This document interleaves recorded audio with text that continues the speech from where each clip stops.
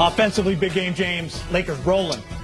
Yeah, they're Minnesota's a little short-handed, but still the Lakers got their minds in the game, and they're off and running, getting some good offense and defense. All right, Jack in the Box halftime report starts right after this.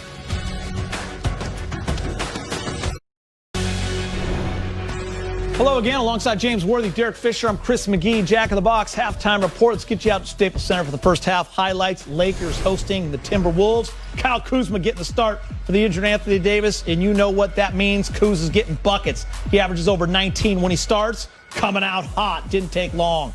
More Kuz, big game a minute later. Yeah, you know what? Let the game come to him tonight. AD out of the game. LeBron not playing a lot of minutes.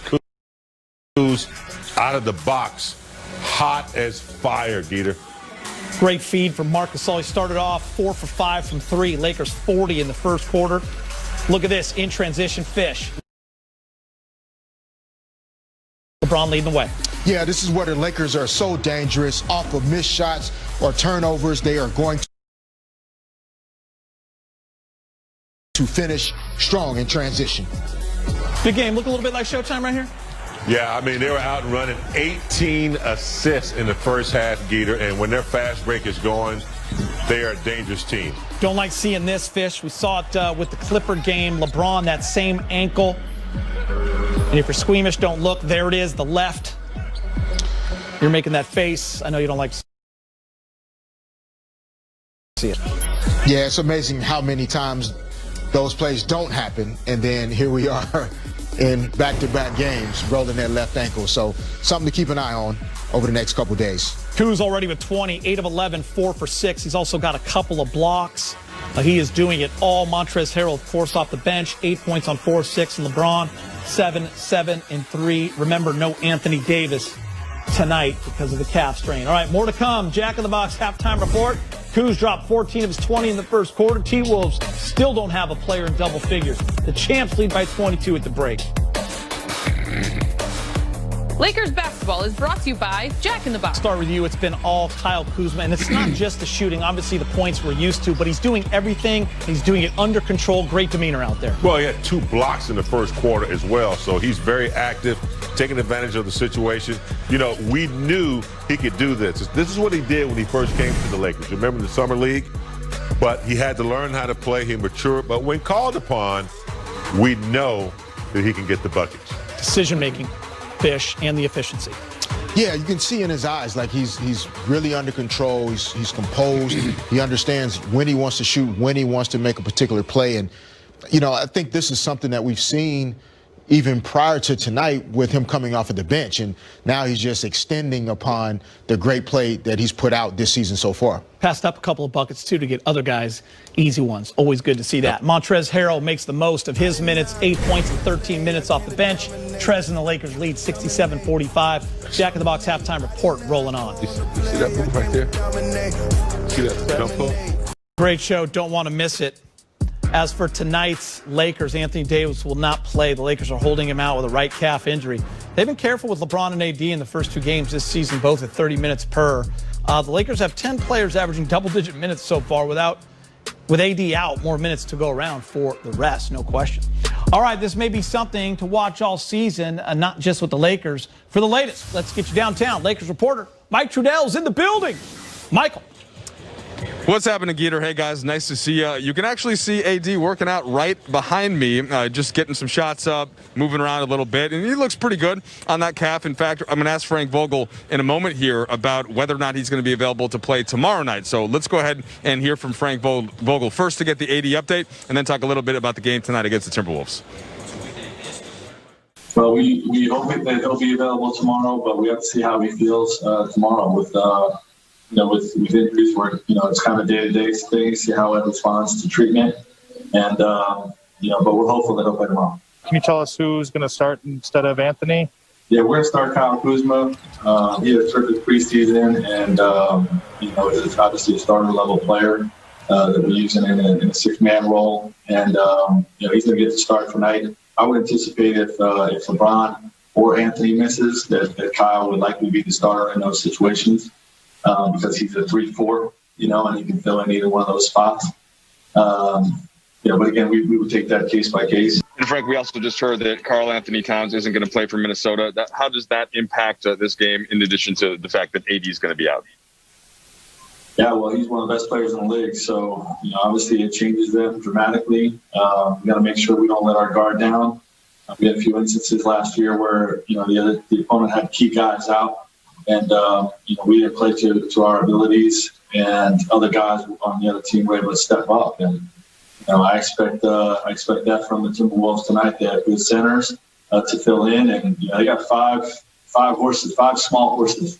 In terms of Rubio, Russell, Beasley playing at a really high level for these guys, and then the two young guys, Culver and Edwards, that are just playing terrific off to great starts. So you got to make sure we don't let our guard down, and make sure we play a great game. Walk down the aisle. All right, guys, so you do have 2 number 1 picks out in Cat and Anthony Davis, but there are still 2 other number 1 overall picks. That's LeBron in 2003 and, of course, Anthony Edwards, the rookie from this season from 2020. So it'll be fun to see those guys take the court in a couple moments here. All right, Mike, appreciate that, my friend. Hear from you later on. Listen, it's only 2 games, but a huge difference. I want to show you guys the numbers. It's with the defense. I mean, this was the calling card for the Lakers last year. They were the best defensive team in the league, especially in the playoffs. Defensive rating 3rd last year, 21st this year. Opponent's field goal percentage, look at that, 48%. That's 19th. The threes is 18th. And the blocks is the big one, Fish. I wanted you to see this first. Last year, 6.6 blocks per game, just under 7. That's first in the NBA. All the rim protection. This year, they only have 3 blocks per game. That's 27. How much are they missing it, Fish? How important is that stat? No, the stat is important in terms of the rim protection. Of course, Dwight Howard, JaVale McGee, guys that were really, elite at rim protection. But defense is really about connection and communication. And when you're bringing in as many new guys as the Lakers are, they're still working on that chemistry and connection and communication on the defensive end. JaVale and Dwight erased a lot of mistakes at the rim. This team is still figuring out how to do that. And I believe they will. But when you're the defending champion in a short offseason, there's a sense of urgency and engagement that elite defense requires. This team doesn't have that yet. It's still a little early in the season for them to feel like every possession they have to get a stop. That is something that will develop over time. It'll be a different type of defense. When you lose 2 key shot blockers, it may make them a better defensive team collectively. They don't have that, that support on the back line like they did. Gasol is a good defensive player when it comes to positioning, and he probably knows the vertical rule and things like that. But so I expect that over time, Montrez, guys like Schroeder, Wes Matthews, Kuz is really starting to play. Caruso still remarkable. I think they'll become a better perimeter team and not allow teams to break them down and get to the rim. So it might, like Fish said, it'll take some time. But I think with the additions they made, they might be even better defensively. Yeah, I think that's a great point. But they have a number of guys in that double-digit rotation minutes per game that are new guys. Wes Matthews, Dennis Schroeder, Marc Gasol, Montrezl Harrell. Learning how to communicate. Yeah. Are you switching or not? Those things are really important to great defense. Big game moments ago when Trudell was talking, you saw AD getting some work in. You saw the sleeve on the calf. A surprising stat because he's been remarkable, but he doesn't have a block yet this season through 2 games. Yeah, it's early. Yeah. And he probably has altered a few and probably changed a few guys' mind as far as coming and trying to challenge him. So I'm not worried about him. He's proven that he has good timing from the weak side, a good on-the-ball shot blocker. So he is the one that's left. We lost 2 others, but I'm not worried about AD. He'll come around. Always a good sign, though. Getting out to get some shots out. Oh, yeah, for sure. Great to see AD out there. This is a good sign that he might play tomorrow night, but for sure when they get out on that road trip, he'll be out there. But AD having 0 blocks through 2 games tells you all you need to know about why it's early. Early. All you need to know. All right, we're getting closer to tip-off. Former Laker D'Angelo Russell and the T-Wolves are 2-0 to start the season. D'Lo averaging a little over 21 points per game. He scored 25 in last night's win in Utah.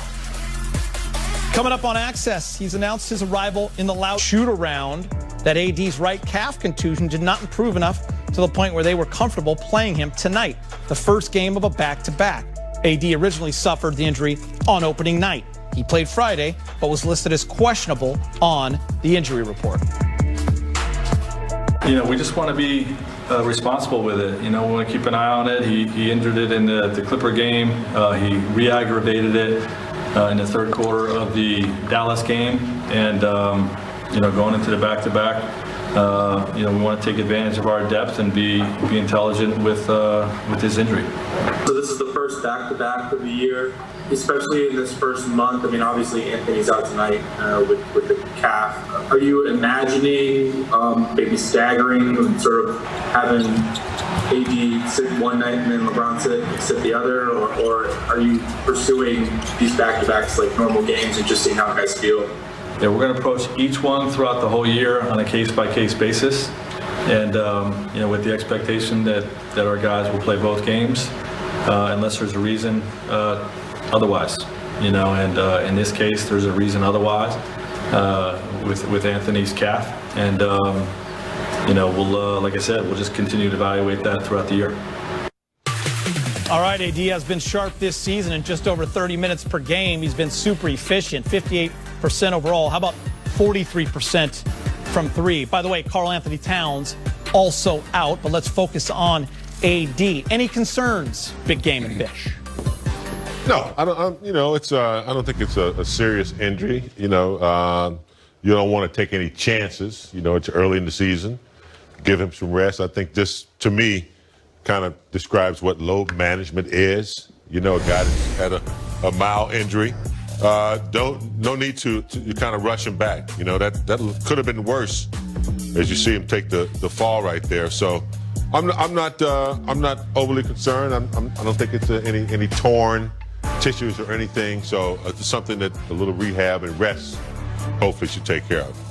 Yeah, I mean, not major concern, but calf injuries are similar to hamstring injury, groin injury, where if you do sustain a calf injury and you re-aggravate it, that can start to linger a little bit.